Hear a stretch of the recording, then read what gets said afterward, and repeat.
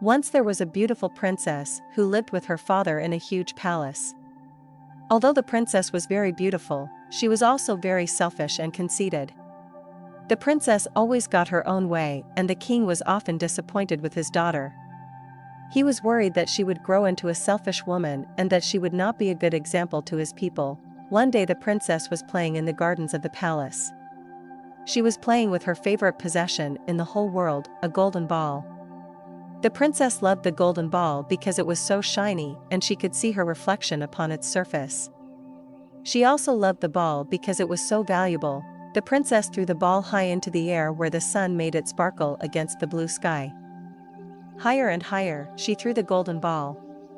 So high that she imagined the golden ball was a second sun, a sun belonging to her and her alone. The golden ball went so high up into the air that it really did begin to look like a sun, and the reflections dazzled the princess, who had to close her eyes. The ball landed some way away and began to roll towards the lake in the shadows of the giant nakla trees. The princess let out a cry and ran towards the golden ball with her arms outstretched, but she was too late. The ball rolled into the lake and sank beneath the surface out of sight. The princess collapsed onto the ground and began to cry. She cried so hard that her tears fell into the lake, making a sound like raindrops.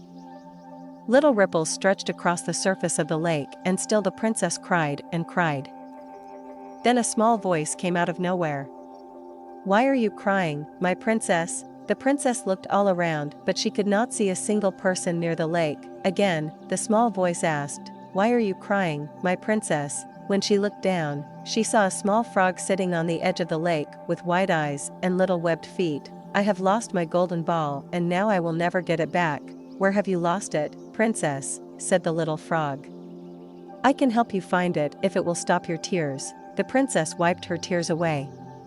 "Perhaps this little frog can help me," she thought. "It is at the bottom of the lake where I cannot reach." The little frog looked at the princess and smiled. "I can fetch it for you, princess. I will dive to the bottom of the lake and I will bring back your golden ball for you." The princess was delighted by the news and also smiled, but before the frog jumped into the water, he wanted the princess to make him a promise. "I will promise you anything if you will bring me back my golden ball," said the princess. "I want you to take me back with you, back to the palace, and be my friend. If you promise to do this, then I will dive to the bottom of the lake and find your golden ball." The princess agreed right away, and so the little frog jumped into the lake and swam all the way to the bottom where he took the golden ball in his mouth. The ball was very heavy, and the little frog struggled to get back to the surface. Eventually, he appeared on the edge of the lake and dropped the ball onto the grass at the princess's feet.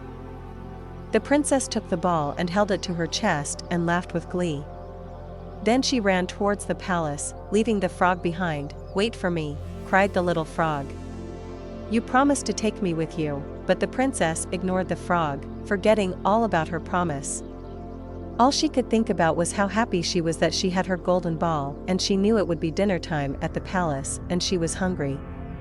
The princess only ever thought about herself, and the poor frog was left alone on the edge of the lake. Later that evening, the princess and the king were sitting down to dinner in the palace. The princess did not spare a thought for the frog or for the promise she had made him. Then there was a knock at the palace door.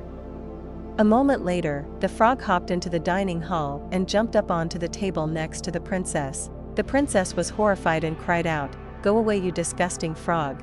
But the king silenced his daughter and asked the frog what he was doing inside the palace. The frog told the king all about the promise the princess had made to him. The king was very angry with his daughter and commanded her to keep her promise to the frog. "We must always do as we promise, daughter. But he is just a frog and I am a princess," she said, almost in tears once again. "That does not matter. You must do as you said you would do." The king made the princess serve the frog a small plate of food, which the little frog hungrily gobbled down. The princess was angry at her father and even angrier at the frog. She thought it wrong that a frog should be inside the palace, eating at her table with the king. But the king paid no attention to his daughter's foul mood. Eventually, the princess had had enough of the little frog and stood to go to bed. She bid her father good night and made to leave, but the frog reminded the princess of her promise to stay with him and be his friend. The king agreed that the princess must take the little frog to bed with her so that he might sleep on her pillow. "I will not do it," exclaimed the princess.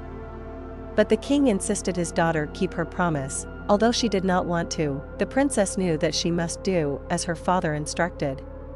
She placed her hand on the table, and the little frog jumped into her palm. Then she went up to her bedroom. Once away from the king, the princess was very mean to the little frog. She threw him onto her bed and told him that he was an ugly creature and that he was very impudent to assume he could sleep on the pillow of a princess. She got ready for bed and pulled the covers up close around her, ignoring the little frog who was sitting on the edge of her pillow.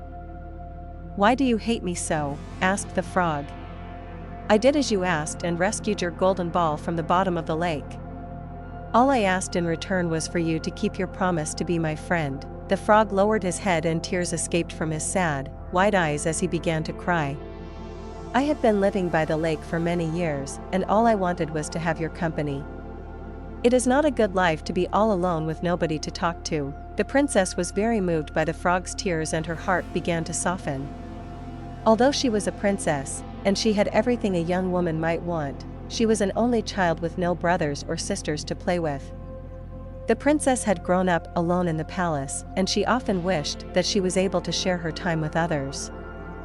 Often she would hear the young children playing on the other side of the palace walls, and she was envious of their laughter and games. The princess and the frog talked into the night, and soon the princess forgot altogether that he was a frog and thought of him in a kind way. She shared stories her father had told her as a baby, and the frog enjoyed listening very much. Towards dawn, both the frog and the princess were very tired. The princess realized that she was happy to have a friend to talk to, and she regretted being so mean to the little frog. Just as they were both about to fall asleep, the princess leaned forwards and kissed the frog on the lips. Instantly there was a blinding flash of silver light. The princess closed her eyes in shock. When she opened them, a handsome prince stood before her, and the little frog had vanished altogether. "You have set me free with your kindness, princess," said the handsome prince. "You kept your promise, and you befriended me even though I was just a frog." The very next morning, the prince asked the king for his daughter's hand in marriage. The king agreed at once, and the young couple were wed in the palace grounds, next to the lake, beneath the shadows of the nakla trees. From that day forwards, the princess was a changed person. She knew how important it was to keep a promise, and she treated her people with kindness and respect, no matter how rich or how poor they were.